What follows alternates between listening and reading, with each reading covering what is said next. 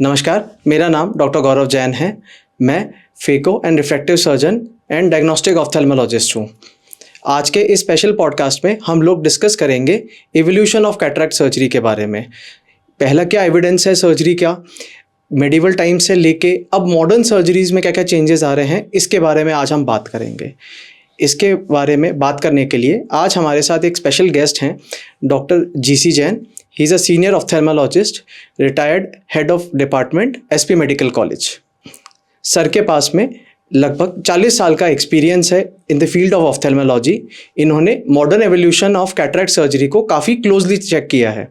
आज उन्हीं से हम जानेंगे उनके पुराने एक्सपीरियंसेस के बारे में और over a period of time कैसे सर्जरीज में चेंजेस आए और आज क्या चल रहा है और आने वाले कल में क्या आने वाला है, इसके बारे में भी हम डिस्कशन करेंगे।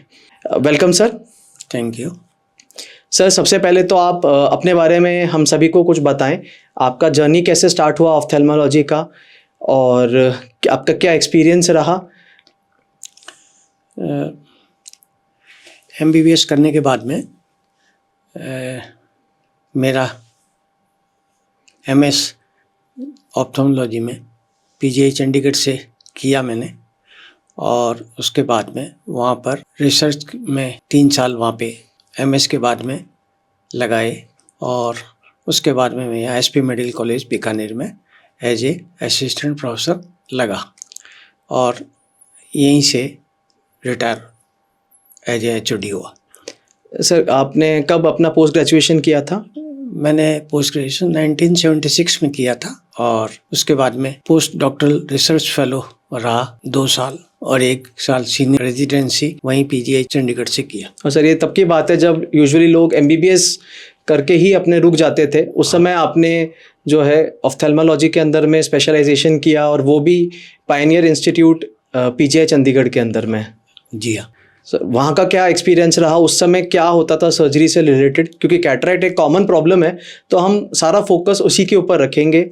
आपके इनिशियल डेज में सर्जरीज के कैसे होती थी, क्या रहता था, उसके बारे में थोड़ा बताएं। जो इनिशियल डेज में जो सर्जरी होती थी, अगर अपन बहुत पहले का जाएं तो सुश्रुता के टाइम में सर्जरी कैटरैक्ट की सर्जरी होती थी, उस समय काउचिंग होता था। जी बिल्कुल। काउचिंग में जो है एक नीडल से मोतियाबिंद को पीछे धकेल दिया जाता था और उसके बाद में पेशेंट को विजन आता था, लेकिन उसमें कईयों को आता था, कईयों को नहीं आता था, कईयों की कॉम्प्लिकेशंस होती थी, लेकिन उस समय कुछ और कोई तरीका नहीं होने से यही मेथड। और ये सबसे पहले वो 600 BC के अराउंड की बात है, तो मतलब ये एंशिएंट टाइम्स की बात हो गई। हाँ नहीं, लेकिन एंशिएंट टाइम की बात है वो तो ठीक है, लेकिन मैं फिर भी ये जो काउचिंग है वो अपने इंडिया में करीब करीब आप समझ लीजिए 1960 तक हो रही थी।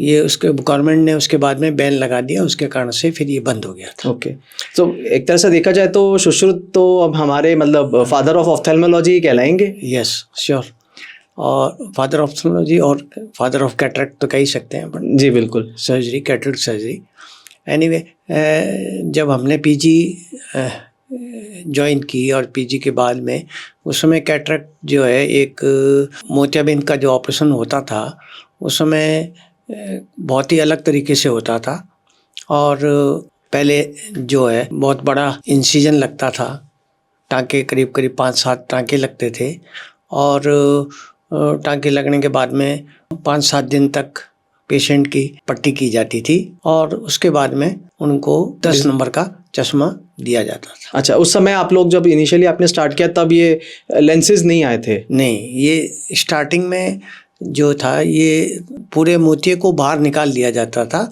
और मरीज को मोतियाबिंद निकालने के बाद में दिखता नहीं था, वो चश्मा लगाने से ही दिखता था और वो जो चश्मा है वो मिनिमम +10 का होता था। बहुत से लोगों को इससे ज़्यादा भी नंबर लगते थे, लेकिन अमूमन +10 का चश्मा लगता था। तो उस समय तो जब पोस्ट ऑपरेटिव रिकवरी के अंदर में भी काफ़ी टाइम लगता होगा, जब इंसिजन बड़ा है और अपने टाके भी बहुत सारे लगे हैं उसके अंदर। हाँ जी हाँ, उस समय हम लोग कैंप सर्जरी में भी जाते थे और तो करीब करीब हम लोगों को कैंप सर्जरी में 7 दिन 8 दिन वहाँ पर कैंप साइट पे रहना पड़ता था, क्योंकि उनकी जब तक पूरी हीलिंग नहीं हो जाती थी, उनको ग्लासेस नहीं दे दिए जाते थे, तब तक हम लोगों को वहीं रुकना पड़ता था। अच्छा, इनिशियली कैंप्स भी अलाउड होते थे अपने कंट्री में? यस।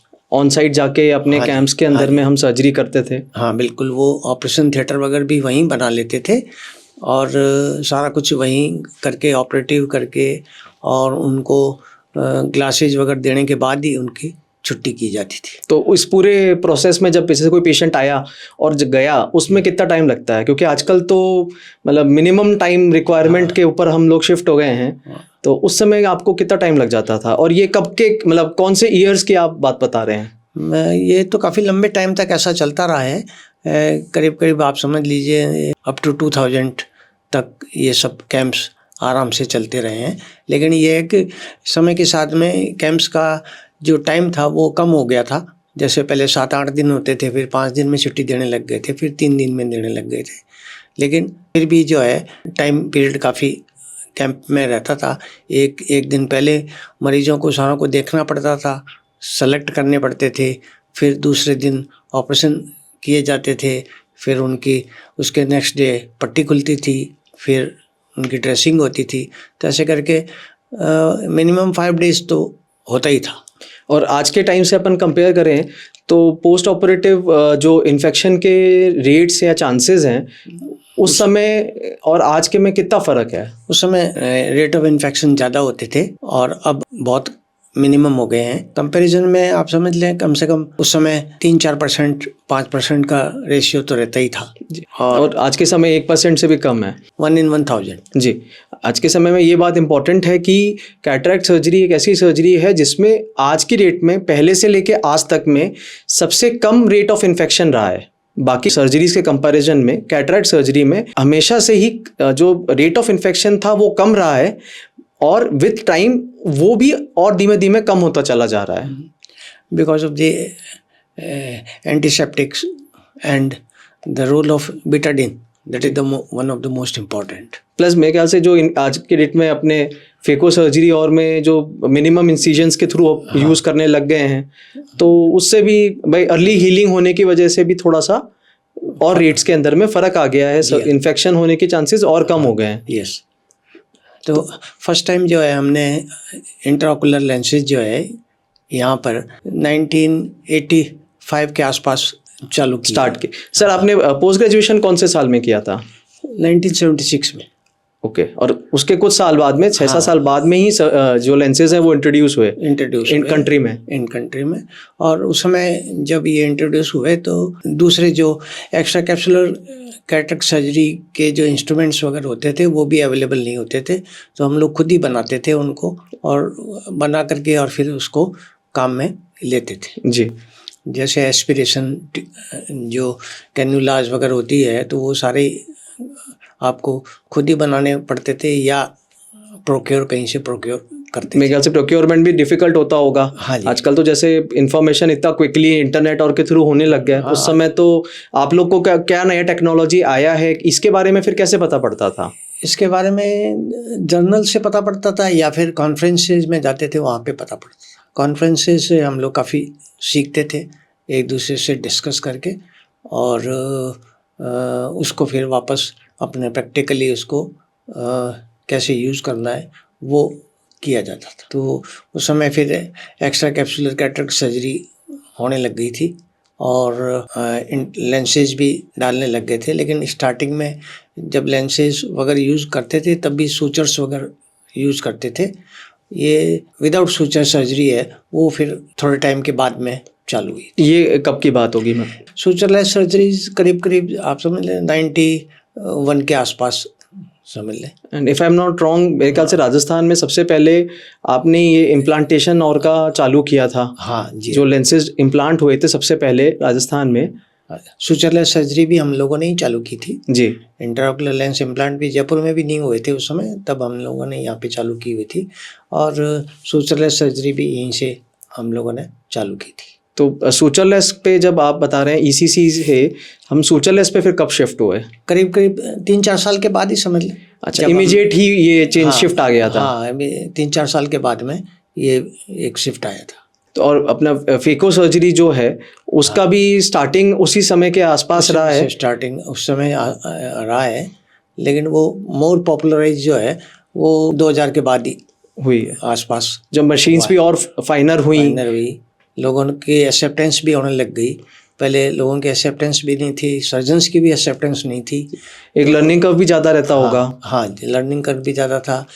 फेको मशीन्स भी कॉस्टली थी। जी इट वाज नॉट, गवर्नमेंट भी नहीं देती थी। बिल्कुल। और ये तो इंडिया तो वैसे भी एक प्राइस सेंट्रिक नेशन रहा है हमेशा। हाँ, तो सर्जिकल कॉस्ट बहुत ज़्यादा हाई होने के ऊपर वैसे ही लोगों को फ़ायदा नहीं मिल सकता है। तो उसके ऑल्टरनेटिव में ही आई एम नॉट रॉन्ग जो है सुचरलेस सर्जरीज आई थी, यस, जहाँ पे हम लोग फेको यूज़ नहीं कर सकते थे। तो वहाँ पे SACS का इन्वेंशन हुआ, जो कि एक सुचरलेस सर्जरी है ये। सर्जरी। और प्रैक्टिकली जो है वो आफ्टर 20 डेज और 1 मंथ फेको और उसमें कोई ज़्यादा डिफरेंस भी नहीं था। लेकिन अर्ली मोबिलाइजेशन है वो फेको में बहुत जल्दी मोबिलाइजेशन पॉसिबल है। बट SICS में भी इवेंचुअली काफ़ी चेंजेस आए होंगे।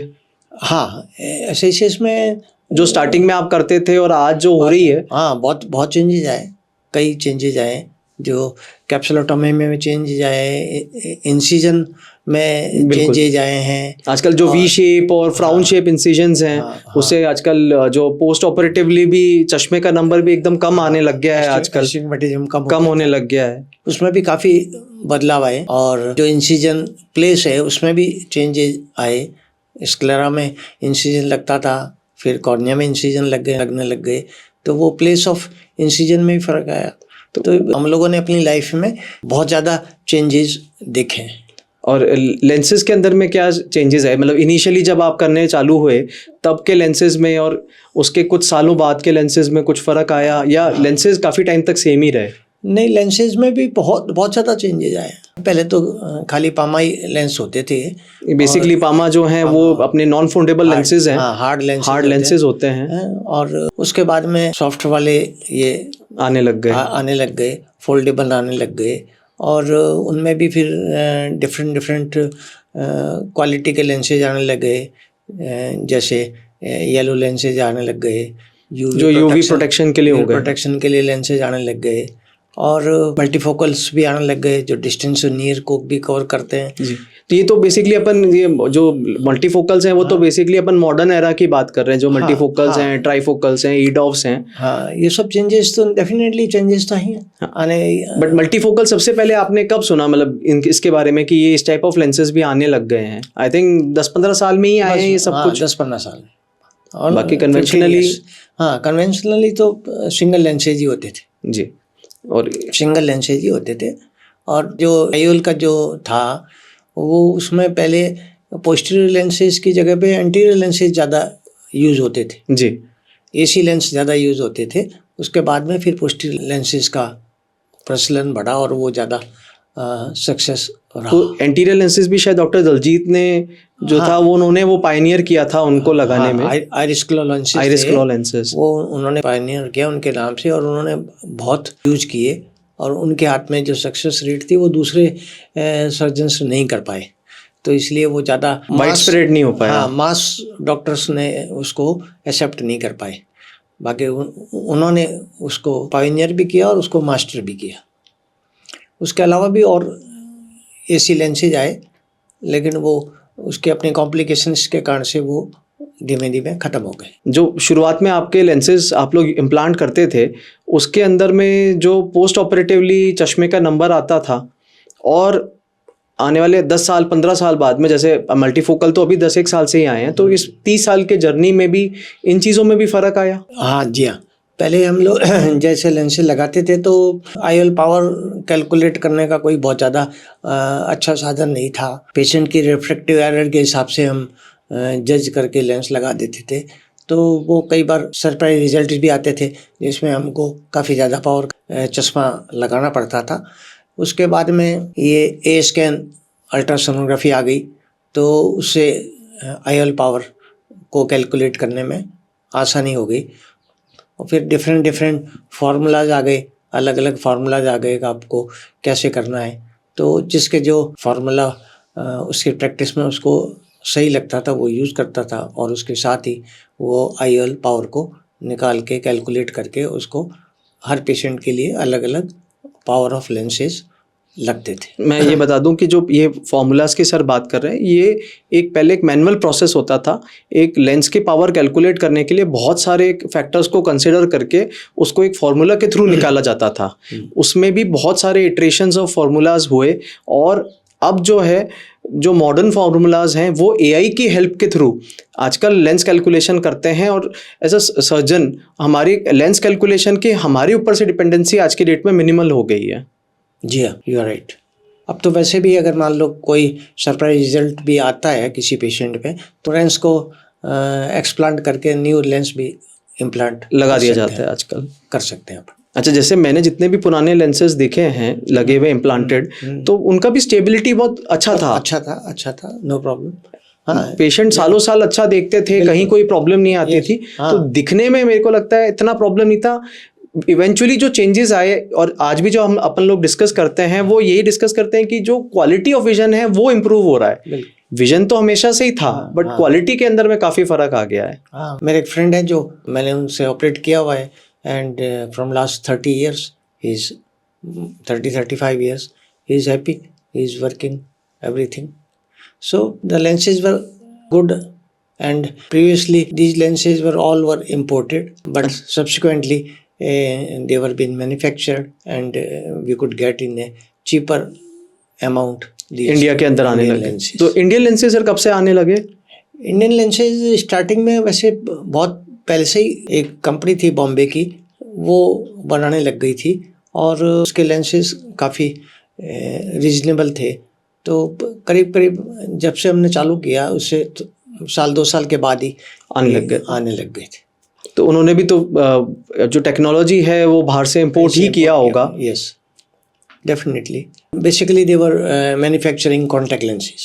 अच्छा, उन्होंने उससे फिर कॉन्टैक्ट लेंसेज से इंट्राओक्युलर लेंसेज पे शिफ्ट किया। They were manufacturing contact lens as well as they were started manufacturing IOL also. और अब तो आज के डेट में काफ़ी सारी कंपनीज, इंडियन कंपनीज हैं जो कि काफ़ी अच्छा कर रही हैं, और मतलब मल्टीट्यूड ऑफ लेंसेज ये लोग बना रहे हैं, और रिजल्ट्स भी काफ़ी अच्छे हैं, कंपेरेबल, और इवन कई केसेस में तो मुझे लगता है बेटर भी हैं इंपोर्टेड कंपनीज के। हाँ, definitely they are saving our foreign exchange, बिल्कुल, and many of these companies they are exporting also. बिल्कुल। So we are earning foreign exchange. बिल्कुल, और मेक इन इंडिया का जमाना है वैसे भी। यस। जो फेको के बारे में हम बात कर रहे थे, जो बेसिकली दूरबीन का ऑपरेशन एक आम भाषा में कहते हैं, उसमें क्या चेंजेस आए? फेको में बेसिकली तो बहुत ज़्यादा चेंजेस नहीं आए। चेंजेस जो आए वो फेको की मशीन्स में आए रादर देन, लेकिन बेसिकली फेको में पहले जैसे इंसिजन्स बड़े लगते थे जी, है ना, 3 mm 3.5 mm, तो वो धीमे धीमे कम होते गए, और अब जो है मान लो 2.2 है, इवन 2.2 से भी कम, 1.8 भी हम लोग कर रहे हैं आज के डेट में। 1.8 है। तो बेसिकली जो इंसिजन साइज है वो धीमे धीमे कम हो गई।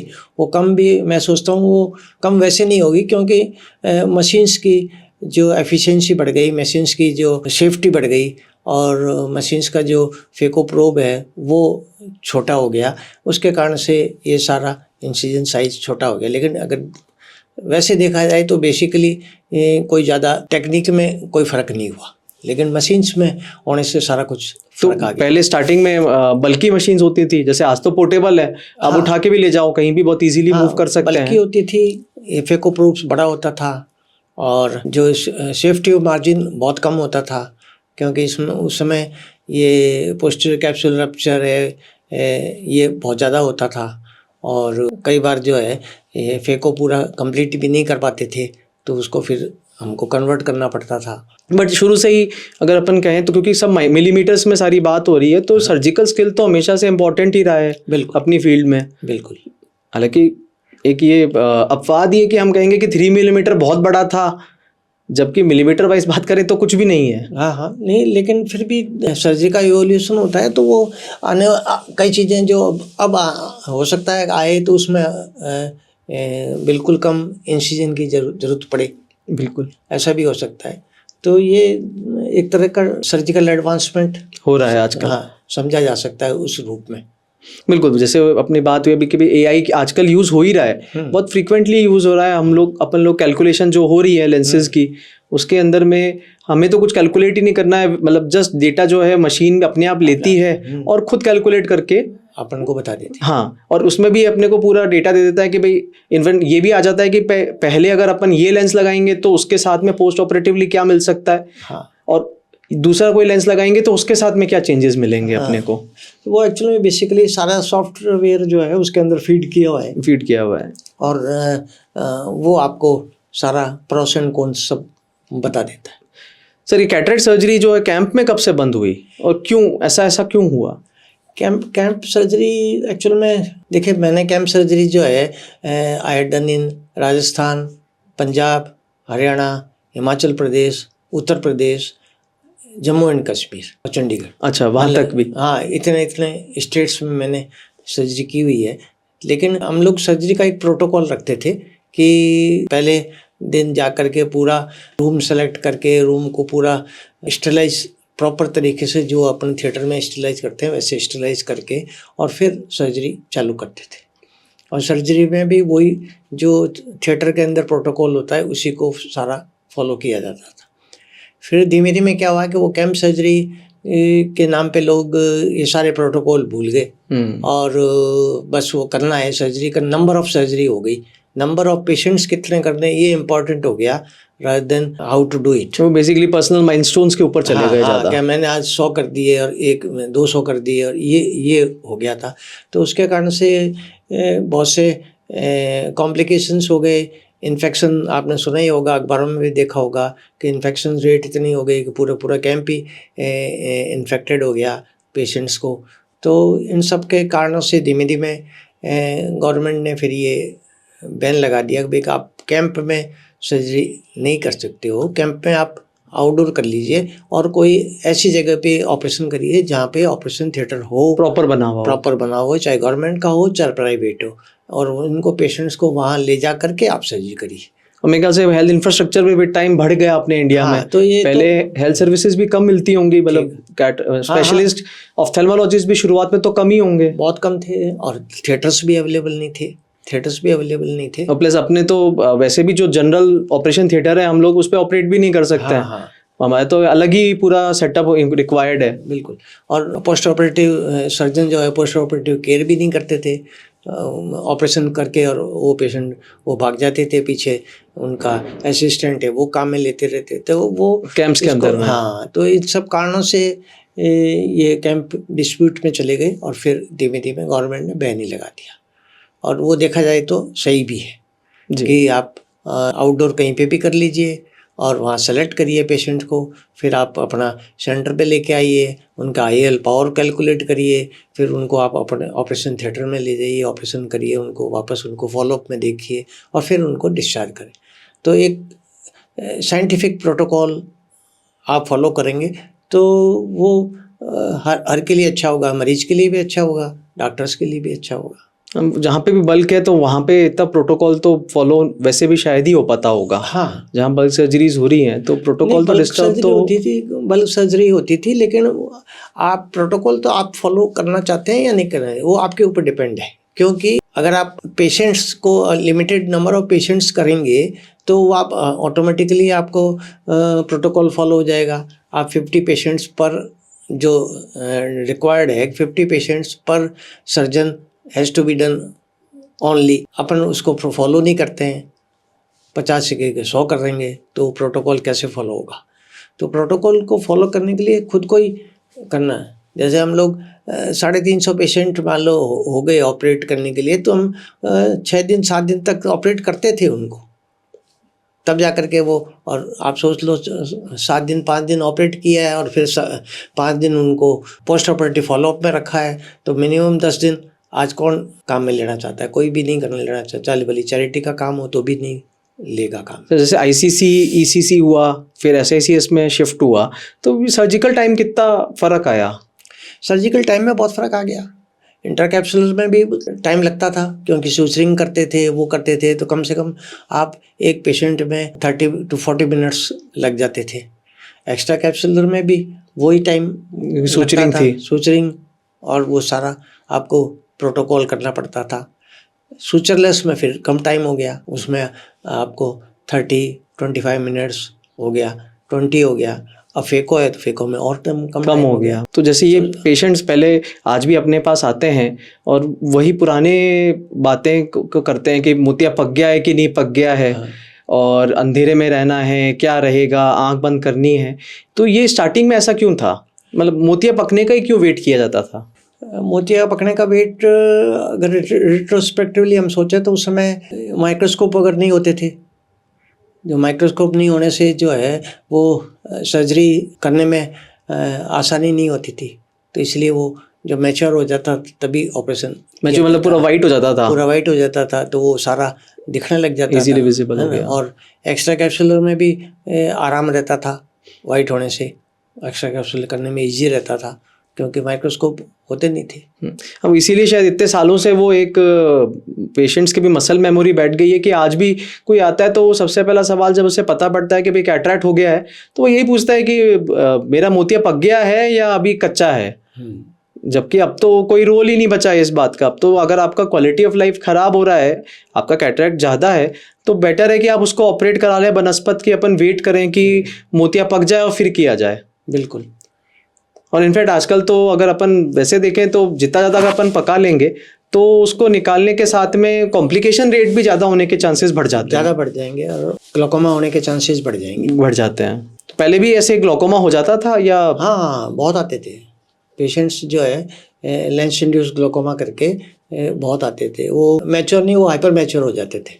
तो हाइपर मैच्योर होने से वो उनके जो मोतिया है वो अंदर लीक हो जाता था, और लीक होने से वो और ग्लोकोमा में चले जाता था। तो ऐसे पेशेंट्स को विजन का भी प्रॉब्लम रहती थी, विजन भी पूरी नहीं आती थी, और ऑपरेशन करने में भी प्रॉब्लम होती थी। बट ये थोड़ा सा अलग है। बट मतलब जो ये ग्लोकोमा या काला पानी अपने कह रहे हैं, तो उस समय फिर दवाइयाँ थी जो इतना इजीली कंट्रोल हो जाता था या तब हो ही नहीं पाता था? फिर नहीं, दवाएं तो बहुत लिमिटेड थी, तो अब वो फिर ऑपरेशन को ही एडवाइस किया जाता था। दवाइयों के बाद में दवाएं तो एक बार कंट्रोल करने के लिए दी जाती थी, और उसके बाद में अमूमन उनको ऑपरेशन के लिए बोल दिया जाता था, भाई ऑपरेशन करवा लो। अच्छा, जैसे ये जब माइक्रोस्कोप्स आए और फिर आप लोगों ने यूज़ करना चालू किया, तो ये भी एक मेजर शिफ्ट रहा होगा। जैसे हम लोग देते हैं कि जैसे बैंक्स और में जब एकदम से कंप्यूटर आए तो लोगों को काफ़ी प्रॉब्लम्स आई उसके साथ में, तो ऐसा भी कुछ हुआ था? बिल्कुल, जब माइक्रोस्कोप आया तो काम करने में और देखने में, क्योंकि अब सारा सिस्टम ही चेंज हो गया।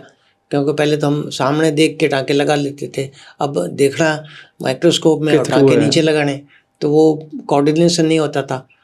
तो पहले हम लोग करते फिर छोड़ देते, यार नहीं होगा, फिर धीमे धीमे we become adapted to it, और फिर वो जब एक बार एडेप्ट हो गए तो वो फिर इजी हो गया, और सर्जरी भी इजी हो गई और जल्दी भी होने लग गई। तो ये गोड्स आई का प्रैक्टिस तब से ही चालू हुआ? जो अपन एज अ सर्जन हम लोग जो प्रैक्टिस कर रहे हैं गोड्स आई के ऊपर प्रैक्टिस जो होती है, वो तभी से था या ये अभी आने लगा? ये नहीं, ये तो बाद में आने लगा। जब फेको चालू हुआ, फेको के बाद में लोगों ने सोचना शुरू किया कि भाई कि ये इसको प्रैक्टिस कैसे की जाए इनके ऊपर, कि भाई ह्यूमन आई पे तो सीधा आप प्रैक्टिस नहीं कर सकते, तो इसलिए फिर ये एक अल्टरनेट निकाला गया गोड्स आई का, और उसको क्योंकि जब मैंने भी पोस्ट ग्रेजुएशन किया तब गोड्स आई ही था। हाँ। और अब तो जैसे मेरे कई कलीग्स हैं जो कि ऑलरेडी टीचिंग लाइन में हैं, तो उनके पास तो प्रॉपर मशीन है, आर्टिफिशियल आई आने लग गई है जिसके ऊपर प्रॉपर ट्रेनिंग दी जा सकती है। तो एज गुड एज मेरे ख्याल से वो रियल आई की तरह ही फील देता है। हाँ, बिल्कुल। अच्छा, जिस तरह से अभी टेक्नोलॉजी आज बढ़ रही है, तो आपको क्या लगता है कि इसका फ्यूचर क्या होने वाला है? जिस हिसाब से टेक्नोलॉजी बढ़ रही है, मैं सोचता हूँ आने वाले समय में हो सकता है कि जो ह्यूमन लेंस है, उसमें ह्यूमन लेंस का जो कैप्सूल है, कैप्सूलर बैग है, वो नॉर्मल लेंस रहे, वही रहे, और अंदर सारा ओपेक कैटरेक्ट को निकाल के उसकी जगह पे दूसरा मटेरियल भर दिया जाए, तो जिससे वो वापस क्रिस्टलाइन जो नॉर्मल लेंस होता है अपनी बॉडी में, वही उसके अंदर। ये मतलब कुछ तरह से वो जैसे वो अपने लाइट एडजस्टेबल लेंसेज आज की डेट में वेस्टर्न कंट्रीज में चल रहे हैं, हाँ, जिसमें वो लेंस इम्प्लांट हो जाता है, उसके बाद में फिर इवेंचुअली हफ्ते भर बाद में सारा कैलकुलेशन करके फिर पेशेंट के रिफ्रैक्शन को जीरो किया जाता है। हाँ, वो तो है ही है, लेकिन कोई टेक्निक से जो है लेंस के अंदर का मटेरियल को लिक्विफाई कर दिया जाए और उसको एस्पिरेट करके और उसको आपका कैप्सुलर बैग को वापस रिफिल कर ले। ये कैटरैक्ट रिवर्सल के बारे में क्या लगता है, ऐसा कुछ हो पाएगा? Cataract reversal because of the it's ageing factor, so it's less likely कि कोई ऐसा ब्रेक थ्रू हो जाए। बिल्कुल, आजकल जैसे वैसे भी काफी लोग तब तो नथिंग लाइक इट, उसके कुछ भी नहीं है। बट आजकल लोग काफ़ी उसमें भी लग गए हैं, जो अपने काफ़ी सारे मतलब डेडिकेटेड लोग हैं जो कि ये देख रहे हैं कि कैसे लाइफ को भी ओवरऑल प्रोलॉन्ग किया जाए। तो जैसे जैसे एजिंग, आपका बायोलॉजिकल एजिंग प्रोसेस को स्लो कर देंगे तो कैटरैक्ट बनने के जो चांसेस हैं या जो एज है वो भी धीमे धीमे प्रोलॉन्ग हो जाएगी। नहीं, प्रोलॉन्ग तो हो जाएगी बट होगा तो सही, लेकिन होगा तो सही ना। हाँ, बात होगा तो सही। चीज की है कि क्या इसको अपन बिल्कुल ही नॉर्मल रख सकते हैं क्या? बिल्कुल, एक्चुअली इसीलिए कई बार जैसे ओपीडी में भी पेशेंट आता है तो अब कई बार यही कहना पड़ता है कि ये एजिंग प्रोसेस है, आप बीमारी मत समझो इसको कि बीमारी हो गई है, मतलब है बीमारी की तरह बट है एजिंग प्रोसेस जो नॉर्मली ज्यादा लाइफ किसी की भी है तो ये होना ही है उसको, ये एजिंग का हिस्सा ही है। अभी जैसे ये लेजर असिस्टेड सर्जरीज का भी बीच में खूब चलन चला था, जब अपने मान लेते हैं कि 8-9 साल पहले जो आई थी सर्जरीज, तो अब तो एकदम ही इसका चलन कम हो गया है। आपको क्या लगता है कि इसका क्या फैक्टर रहा है? फैक्टर मैं सोचता हूँ कि जो फेमटो लेजर वर्सेस फेको कोई बहुत एडवांटेज वाला कोई काम नहीं है, ज़्यादा फर्क भी नहीं है। तो दूसरा है कि फेमटो खुद में पूरी कैटरेक्ट सर्जरी नहीं करता है, क्योंकि आधा काम तो वो फेको करता है। फेको तो होना ही है अल्टीमेटली। खाली जो है जो इंसिजन लगाने का काम है या अंदर का जो कैप्सूल का काम है वो फेमटो करता है, बाकी का काम तो आपका फेको कर रहा है। तो बेसिकली सर्जन सोचता है उसको कोई एडवांटेज नहीं दिखता है और बेसिकली पेशेंट को विजन से मतलब है उसको, ही वांट्स ए अल्टीमेटली तो सेम विजन ही आ रहा है, कोई बहुत ज्यादा फर्क तो है नहीं। He wants a good surgeon और more the femto is very costly और केस स्पेसिफिक भी हो गया। कोई बहुत ज्यादा मैच्योर कैटरैक्ट, हार्ड कैटरैक्ट है या बहुत जो अर्ली एज में कैटरैक्ट हो जाए, बच्चों में कैटरैक्ट है, वहाँ फिर भी थोड़ा बहुत एडवांटेज है, बट स्किल्ड सर्जन के साथ में अगर कंपेयर करें तो बहुत ज्यादा फर्क तो है नहीं, इतना कोई एडवांटेज नहीं है। बेसिकली मेरे हिसाब से एडवांटेज तो कुछ भी नहीं है, it is only the more of A marketing strategy. बिल्कुल, और मेरे को लगता है ये आने वाले टाइम का एक स्टेपिंग स्टेप है। मतलब अभी तो अपन केवल जो फेमटो में जो है कैटरैक्ट को तोड़ रहे हैं, खत्म नहीं कर रहे हैं। इवेंचुअली कोई ना कोई ऐसी टेक्नोलॉजी आएगी जिसमें लेजर के थ्रू ही पूरा कैटरैक्ट को हटा दिया जाएगा। हाँ, वही मैं आपको सब वही कह रहा था कि इन्हें आने वाले इन टाइम टू कम ये लेंस को liquefy with the help of laser or something else, liquefy the cataract and then aspirate and then refill it. और आजकल अभी रिसेंट में मैंने एक वीडियो भी देखा था, वहाँ आजकल ये रोबोटिक्स के ऊपर भी काफ़ी काम चल रहा है। जैसे ऑर्थोपेडिक सर्जरी के लिए डाविंची मशीन है, उसी तरीके की एक मशीन कैटरैक्ट सर्जरी के लिए भी बन रही है। अभी तो खैर ह्यूमन ट्रायल से भी दूर है, पर इन चीज़ों में वर्क तो हो ही रहा है अभी। हाँ, आने वाले समय में we'll see many changes। और इवेंचुअली मुझे लगता है कि जैसे जैसे समय निकल रहा है, जो चेंजेस आ रहे हैं वो बहुत रैपिडली आ रहे हैं। हाँ, डेफिनेटली। जो जितना टाइम आईसीसी या इनिशियल जो लेंसलेस सर्जरी से चालू हुआ था और SICS पहुंचने में जितना टाइम लगा, और अब जो मॉडर्न चेंजेस आ रहे हैं वो बहुत जल्दी जल्दी ही हो रहा है। बिल्कुल, हम भी अपने प्रैक्टिस में आप देखते ही हैं अपन लोग कि बहुत जल्दी जल्दी नए नए लेंसेज इंट्रोड्यूस हो रहे हैं। हाँ, लेंस इंट्रोड्यूस हो रहे हैं, फेको टेक्निक्स बदल रही है, चेंज हो रही है। सर, इसके साथ में थोड़ा पर्सनल ब्रेक थ्रूज या माइलस्टोन के बारे में भी कुछ बात करना चाहेंगे। कुछ आप हमें इंसाइट दें इसके बारे में, क्या मेजर ब्रेक थ्रूज रहे आपके प्रोफेशनल करियर के अंदर अभी तक में, या क्या माइलस्टोन्स रहे, या कोई ऐसा पेशेंट के बारे में आप हमें बताएं कि जो मतलब आज तक आपको याद रह गया, ऐसा कोई एक्सपीरियंस रहा हो? ऐसा तो एक मदर और लड़के का ऑपरेट किया था हमने, जो mother was of 105 year old and son was 90 years old. अच्छा। both been operated simultaneously. साथ साथ ही उनका ऑपरेशन फिर भी कराते कराते तो खूब लेट हो गए। ब्रेक थ्रू में इन PGI Chandigarh when I was doing research, तो ये हेयर डाई कैटरेक्ट जो है वो हम लोगों ने सबसे पहले डायग्नोस किया और इसको ब्रेक थ्रू किया कि long term use of hair dye causes cataract and early presbyopia. अच्छा। Yes, and this prostaglandins can cause lowering of intraocular pressure. That was also weird. उसमें रिसर्च में हम लोगों ने किया, हालांकि उसको हम आगे कंटिन्यू नहीं कर पाए और बाद में प्रोस्टाग्लैंडिन ड्रग्स एंटीग्लूकोमा ड्रग्स के रूप में आने लग गई। इनफैक्ट आपका जो ये टेक्रोलिमस का भी जो रोल है, यस, जो एलर्जी के लिए लॉन्ग टर्म पेशेंट्स के लिए जो है अच्छा, काफ़ी अच्छे रिजल्ट्स आने लग गए। अब तो ओवर द काउंटर ड्रग्स भी यस अवेलेबल हो गई हैं। हाँ, जब ये टेक्रोलिमस जब हमने इसको टेस्ट किया था तब हमने स्किन ऑइंटमेंट को मॉडिफाई करके और उसको हमने आई में काम में लिया और उसके बहुत ही अच्छे रिजल्ट्स हम लोगों को मिले एंड उसके बाद में फिर कंपनियों ने आई का ऑइंटमेंट बनाने लग गए। बाकी SICS में हमने और भी छोटे छोटे मॉडिफिकेशंस किए in the form of callipers, blades. They are all small changes but they are useful things. अच्छा सर, लास्ट में कोई आप हम सभी को, जो हम लोग रिलेटिवली यंग ऑफ्थेल्मोलॉजिस्ट हैं, उनको कोई मैसेज देना चाहें या कोई टिप देना चाहें?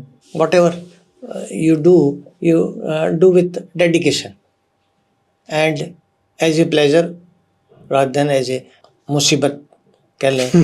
और दूसरा एक, treat every patient as your own relative. Before doing anything, you just think if it is my own relative, what I'll do it. Then you will never make a mistakes.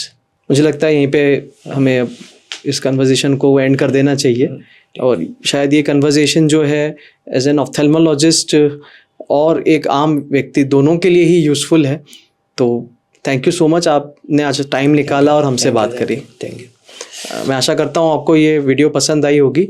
अगर हमारी ये video अगर आपको थोड़ी भी informative लगी है तो हमारे चैनल को ज़रूर सब्सक्राइब करें, इस वीडियो को लाइक करें। आपकी कोई क्वेरीज़ हैं, कोई क्वेश्चन है तो ज़रूर कमेंट बॉक्स में हमें कमेंट करें। Thank you.